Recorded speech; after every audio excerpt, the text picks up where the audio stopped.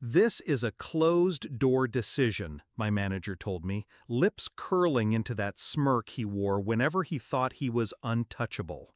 A week later, at the all-hands, he proudly clicked to the churn slide I once owned, the one I'd built, refined, defended. The room went silent. The CEO, seated in the front row, slowly turned, not to the screen, to him. Not with anger, with something worse.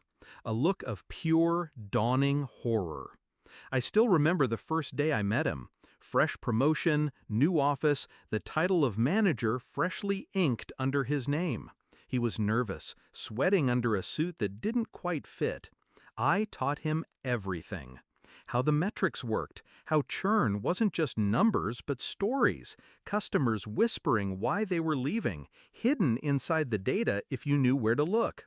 He listened back then, even thanked me, called me the brain behind the department. I believed him, trusted him, foolishly. The first red flag was small, a report missing my byline, my formatting, my models, but his initials. Then, meetings I wasn't invited to, strategies I had drafted suddenly coming from his mouth, polished and passed off as his brilliance. I confronted him once. He smiled, said, "It's not personal, it's politics." That's when I knew. He wasn't incompetent, he was erasing me.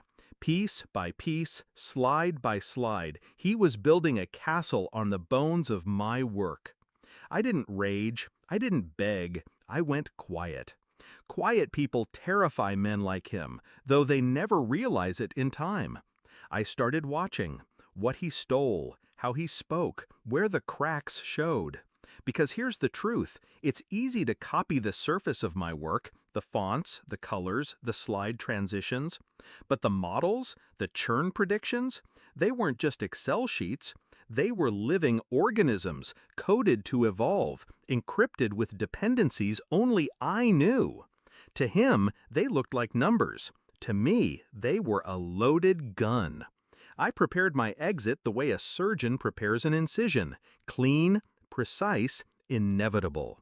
I knew the exact day of the all-hands. I knew he would stand there, preening in front of 300 employees, presenting my slides as his triumph. So I made a simple adjustment. A seed buried in the formulas, a dependency hidden beneath layers he'd never bothered to check. The slide would look perfect on his laptop, smooth curves, promising numbers. But the moment it hit the company projector, the real data would surface. No disguise, no edits.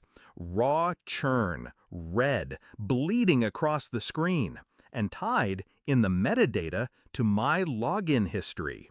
Proof it was my system, my design, my truth.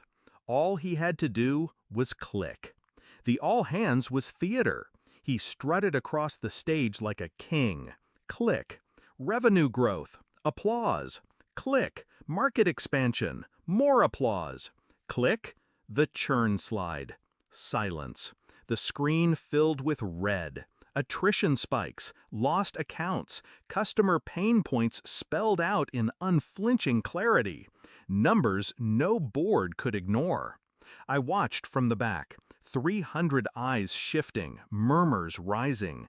And then, slowly, the CEO turned in his seat. First toward the screen, then toward him. Not with anger, but horror. Realization, because the man on stage wasn't presenting strategy, he was confessing fraud. I left before the meeting ended. I didn't need to see the collapse. By afternoon, his access was revoked.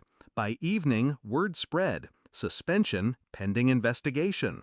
The same colleagues who once praised his polish now whispered his name like a warning. He smirked at me once, thought betrayal was a game. But I don't play games. I build systems, and systems remember their maker. I walked out lighter than I had in years, not with bitterness, not even triumph, just clarity. He thought he had stolen my work, but the truth is simple. You can steal a slide. You can't steal the architect's signature. And every time the CEO thinks back to that day, he'll remember not the numbers on the screen, but the silence that followed and the look of horror that sealed his fate.